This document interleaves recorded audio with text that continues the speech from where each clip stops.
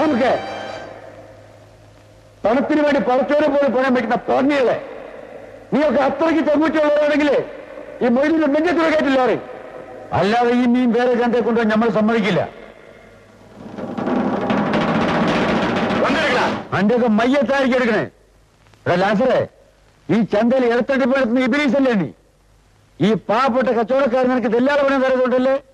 എന്നിവിടെ ഇറക്കണം മീൻ വേറെ ചന്തയെ കൊണ്ടുപോകണം നീ പറയുന്നത്? കൂടുതൽ വില തരാൻ ആളുള്ളത് കൊണ്ടാ വേറെ മാർക്കറ്റിൽ കൊണ്ടുപോകുന്നത്. നമ്മൾ ഉയരോടെ ഇരിക്കുമ്പോൾ നീ കൊണ്ടുപോകില്ല. ഞാൻ ലാസറാണെങ്കിൽ ഇന്നിയും മാറി മീൻ ഇവിടുന്ന് കൊണ്ടുപോകില്ല. എന്റെ തലയായിരിക്കും അവർ കൊണ്ടുപോകണത്. നോക്ക്, നിന്റെ മുതലാളിന്റെ ഈ നിൽക്കുന്ന ലോറി എല്ലാം ഉണ്ടല്ലോ, ഇവരുടെ വിയർപ്പാണെന്ന് നീ ഓർത്തോ? ഇവന്മാരെക്കാൾ എനിക്കെന്റെ മുതലാളിയാണ് വരുന്നത്. നീ ആണാണോടാ? ഒരു നേരം മുലപ്പാല് കിട്ടില്ലെങ്കിൽ കുട്ടികൾ പശുപാല് കുടിച്ചെന്ന് വരും. അവിടെ കാവേനെ പാപ്പാന്ന് വിളിക്കൂടാ പന്നി. നിന്റെ പുരാണം കേട്ടോണ്ടിരുന്ന ആ ലോറിലുള്ള മീൻ ചീഞ്ഞു പോകും. ഈ മാർക്കറ്റിൽ മീനിനേക്കാൾ ചീഞ്ഞു നാറുന്നത് നിന്റെ മനസ്സാണ്. ോട്ട് നിന്റെ മയ്യത്താണ്. മീനെടുക്കടാ. നിന്നെ ഞങ്ങൾ പിന്നെ കണ്ടോളാം. നോക്കി നിൽക്കാതെ എല്ലാരും മീനെടുക്കടാ. എളുപ്പം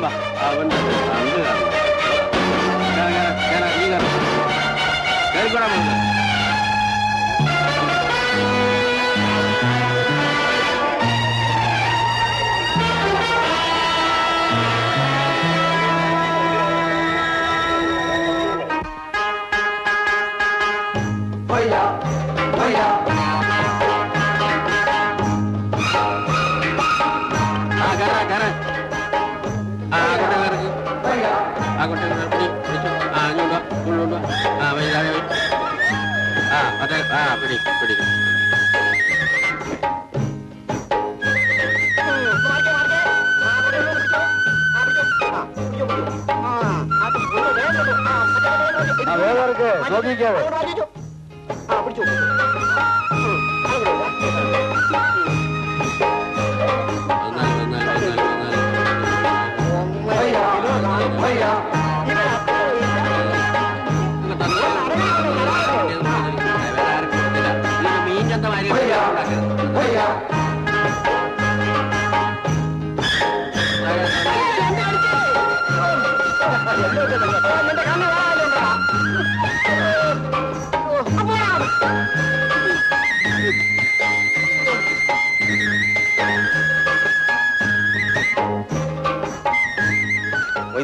ഇതിൽ 90 രൂപയുണ്ട്. ഇനി ഇപ്പൊ കൊണ്ടുവന്ന മീന്റെ പണമേ നമ്മൾ തരാനുള്ളൂ. ഇതാ എണ്ണിയടിക്കും. അവിടെ ഒച്ചയ്ക്കടാ. നമ്മൾ ഇന്നുവരെ കാശ് എണ്ണി നോക്കിയോ കണക്കെഴുതുകയോ ചെയ്തിട്ടില്ല. കാരണം എന്താണെന്നോ, കൂടെപ്പുറപ്പുള്ളായ നിങ്ങൾ നമ്മളെ പറ്റിക്കില്ലെന്ന് പടച്ചോന്റെ പേര് നമുക്ക് വിശ്വാസമുണ്ട്. എന്നാ നമ്മൾ പോട്ടെ.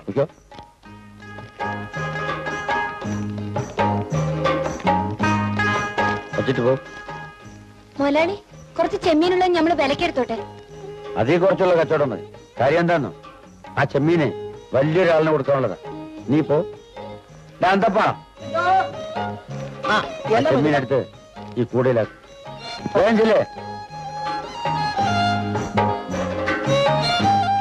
വേഗം ഒന്ന് വേഗം ആയിരിക്കട്ടെ, നമുക്കൊന്ന് പോകണ്ടേ? പെട്ടെന്ന് ലോറിക്കാർക്ക് കൊടുക്കാനുള്ള കൊടുത്തിട്ട് ബാക്കി കൊണ്ടുപോവാ.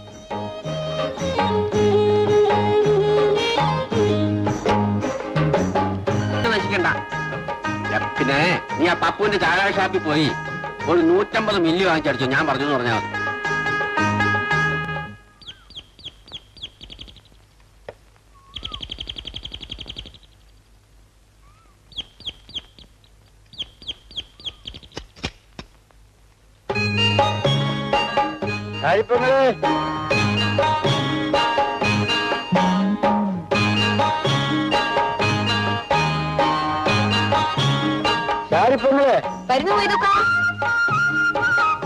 മൊയ്തുക്ക വന്ന് ഞാൻ അടുക്കളയിൽ നിന്നപ്പോഴേ അറിഞ്ഞു. അതെങ്ങനെ അറിഞ്ഞു? മുല്ലപ്പൂവിന്റെ പണം കൊണ്ട്. ഇതാ ഇത് ജഡ്ജി അദ്ദേഹത്തിന് ചെമ്മീൻ. ശങ്കരാ, ശങ്കരാ, എന്താ ക്ഷമേ? ഈ ചെമ്മീൻ റോസ്റ്റ് ചെയ്യാൻ പാകത്തിന് എളുപ്പം ശരിയാക്കണം. അദ്ദേഹത്തിന് അതാണ് ഇഷ്ടം. ജഡ്ജി അദ്ദേഹം മോളിലുണ്ടോ? ഇല്ല, കോടതിയില്. ഊണൊഴിക്കാൻ വരുന്നത് ഇപ്പൊ ഫോൺ ചെയ്തേ ഉള്ളൂ. നമ്മുടെ ജീവിതത്തിൽ 2 കാര്യങ്ങളെ മുടങ്ങാതെ നടക്കുന്നുള്ളൂ. ഒന്ന് പള്ളി പോണത്, രണ്ടാമത് ചങ്ങാതിയെ കാണുന്നത്. ഇവിടെ താടിന് മൊയ്തുക്കയെ കാണാതെ ഉറങ്ങാൻ കഴിയില്ല. കൊച്ചുനാൾ മുതൽക്ക് നമ്മളും ദേവനും വളർന്ന അങ്ങനെ അവങ്ങളെ. അടുക്കളയിൽ ആരും ഇല്ല മൊയ്തുക്ക. അതിനെന്ത്, നമ്മൾ വരാം. എന്നാ വാ.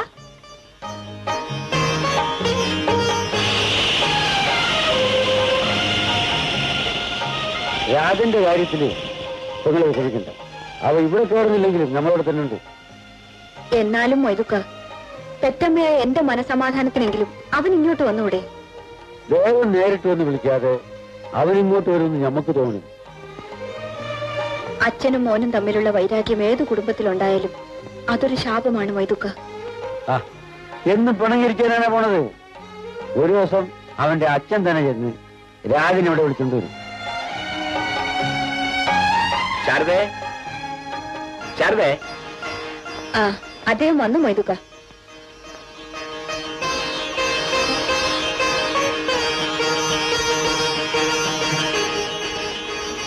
നമസ്കാരം ശാരദമ്മേ. നമസ്കാരം. മറ്റൊരു വരുന്നോട് കൂടി അടുക്കളയിൽ ഇരിപ്പുണ്ട്. ആരാ അത് ചോദിക്കണോ? പുറത്ത് സൈക്കിൾ ഇരിക്കുന്നത് നീ കണ്ടില്ലേ? ആ ജഡ്ജി സാറേ, ഞമ്മളൊക്കെ ഈ വീട്ടിൽ വരുന്നൊരു വിരുന്നുകാരായിട്ടല്ല. ഒന്ന് നിർത്തട. പലപ്പോഴും നീ എന്നെ കയറി സാറേ എന്നൊക്കെ വിളിക്കുന്നുണ്ട്. എന്നെ കാണുമ്പോ ഒരു ഏമാൻ വിളി. ആ അതിലെന്താണ് ഇപ്പൊ ഇത്ര വലിയ തെറ്റ്? ഞമ്മളൊക്കെ പഴയ കൂട്ടുകാരാണെന്ന് വെച്ചാൽ ഇപ്പോഴും ഇടാപാടാന്ന് വിളിക്കാനുള്ള മര്യാദയായിട്ട് ഞമ്മക്കില്ല. എടാ നോക്ക്, ഞാൻ ജഡ്ജും ഇവൻ DSP ഒക്കെ ആണെങ്കിലും നിനക്കെന്നും പഴയ ദേവനും ഖാദറും തന്നെയാണ്. ബാക്കി നമുക്ക് ഊണ് കഴിച്ചിട്ട് സംസാരിക്കാം. ശരി, വാ. ആ പപ്പടം തിന്നു. ഓ പപ്പടം.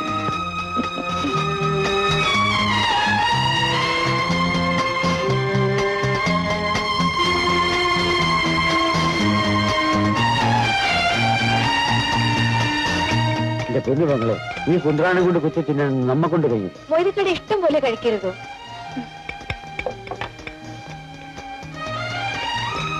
പപ്പടം ദാ.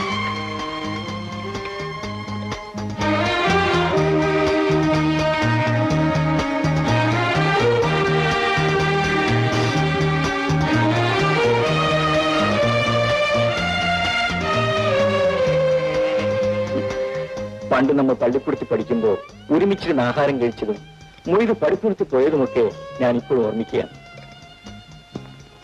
നമ്മളെ പഠിപ്പിക്കാൻ നമ്മളെ ബാപ്പാക്ക് കഴിവില്ലായിരുന്നു. അതിന്റെ മനോവിഷമം തോന്നുന്നത് നമ്മുടെ മോൻ ഡോക്ടറായപ്പോഴാണ്. അവൻ ആശയമുണ്ടെങ്കിൽ നമ്മൾ വെളിനാട്ടിലേക്കും പഠിപ്പിക്കും. ആ കാര്യത്തിൽ ഞങ്ങൾ രണ്ടുപേരെക്കാൾ മൊയ്തു ഭാഗ്യവാനല്ലേ? എല്ലാം പടച്ചവന്റെ കാരുണ്യം കൊണ്ട് നടക്കണം.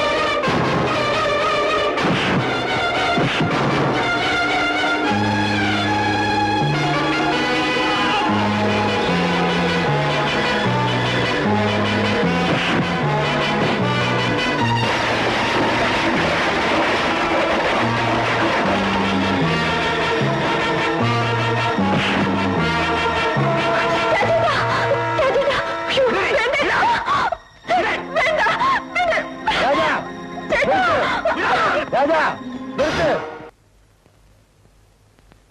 ഈ ചെമ്മടയോ കൂടെ നിനക്ക് നാണമാവില്ലേ? മൊയ്തുക്ക അത് കണ്ടോ? വേലു വേലു എന്താ ഇത്? ഈ വയസ്സിനെ എല്ലാരും കൂടെ വളഞ്ഞിട്ട് തല്ലുകയായിരുന്നു. അതുകൊണ്ടാണ് ഞാൻ ഇടപെട്ടത്. എന്തിനാ അവര് വലിയത്? അന്ന് ലോറി തടഞ്ഞ് മീനിറക്കിയതിന്റെ വൈരാഗ്യം തീർത്തതാ. അതിനാ നാക്കിൽ പകരം വിട്ടിട്ട് നമ്മളോടല്ലേ? അതിന് കഴിയില്ലാത്തതുകൊണ്ട് അവരെന്നോട് തീർത്തത്. മോളെ നീ വേലുവിനെ പെട്ടിക്കൊണ്ടുപോകും, ബാക്കി നമ്മൾ നോക്കിക്കോളാം. രാജാ നീ വാ.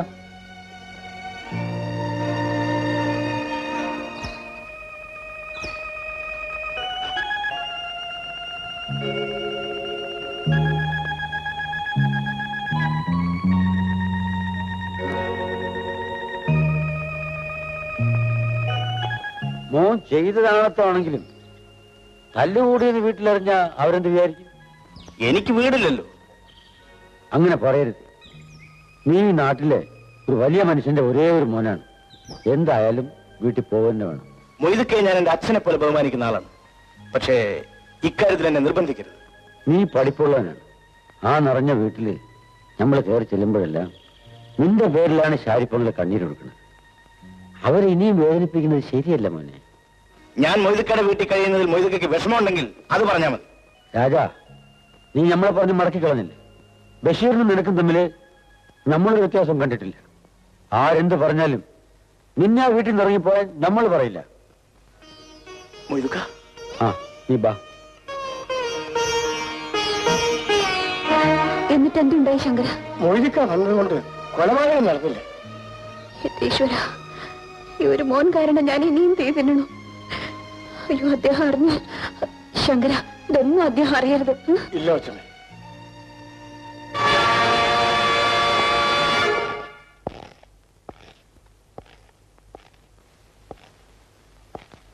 നിന്റെ മകന്റെ കാര്യങ്ങൾ ഞാൻ അറിഞ്ഞു പോയതിലാണ് നിനക്ക് വിഷമല്ലേ? അവൻ തല്ലുകൂടിയ വിവരം ലോകം മുഴുവൻ അറിഞ്ഞു കഴിഞ്ഞു. അവൻ കാരണം എനിക്ക് തല നിവർത്തി നടക്കാൻ വയ്യാത്ത കരി വന്നിരിക്കുകയാണ്. വീട്ടിലിരിക്കുന്ന ഞാൻ ഇതിനൊക്കെ എന്ത് ചെയ്യാനാ? നീ ഒന്നും ചെയ്യണ്ട. പക്ഷെ ഒന്ന് മനസ്സിലാക്കണം, ഒരു ചമ്പക്കച്ചവടക്കാരന്റെ മകനാണ് ബഷീർ. അവനെ പോലെ സൽസ്വഭാവിയായ ഒരു ചെറുപ്പക്കാരനെ ഞാൻ കണ്ടിട്ടില്ല. അത് മൊയ്തുവിന്റെ ഭാഗ്യം. ഇവിടെ ജസ്റ്റിസ് ദേവരാജന്റെ മകൻ പേരെടുത്തുകൊണ്ടിരിക്കുകയാണ് തെരുവ് തണ്ടിയായിട്ട്. അവനെ ഞാൻ പോയി ക്ഷണിച്ചുകൊണ്ട് വരാത്തിലാണ് നിനക്ക് പരാതി. ഞാൻ പറഞ്ഞു പോയതിന് മാപ്പ് തരണം. അവനെ കുറിച്ച് ഞാൻ ഇനി അങ്ങോട്ട് സംസാരിക്കുകയില്ല. എങ്ങനെയോ തൊലഞ്ഞു പോട്ടെ.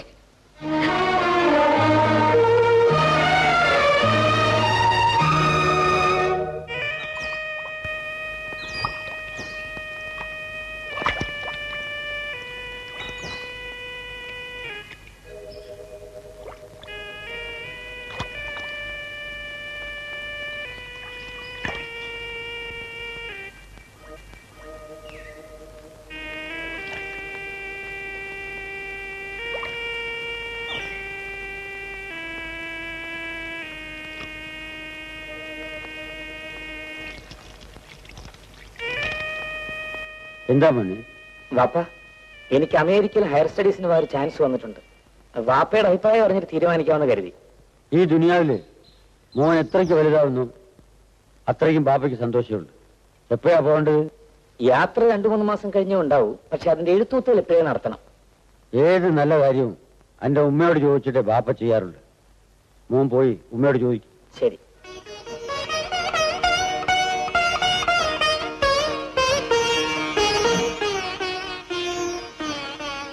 ഉമ്മ, വളരെ കഷ്ടപ്പെട്ടാണ് വാപ്പ എന്നെ പഠിപ്പിച്ച് ഈ നിലയിലെത്തിച്ചത്. എന്റെ ഉയർച്ചയ്ക്ക് വേണ്ടി മാത്രമാണ് വാപ്പ ഇന്നും ജീവിക്കുന്നത്. എനിക്ക് അന്യനാട്ടിലേക്ക് പഠിക്കാൻ പോവാൻ വാപ്പ അനുവാദം തന്നു. ഉമ്മയും കൂടി എന്നെ അനുഗ്രഹിക്കണം.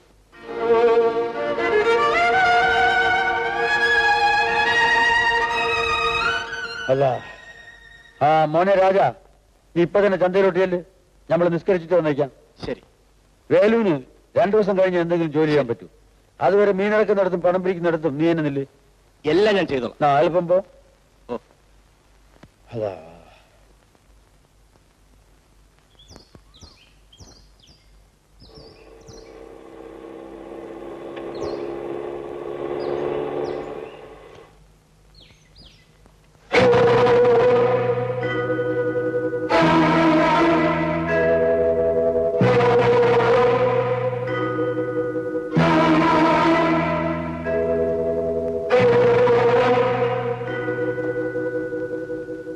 അമ്മ ഇവിടെ?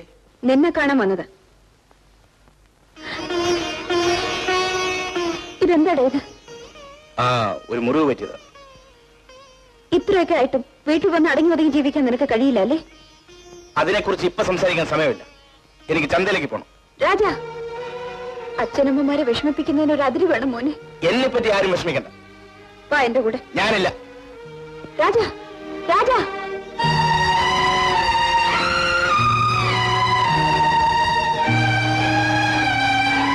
അമ്മ എന്താ ഇവിടെ നിന്ന് കളഞ്ഞത്?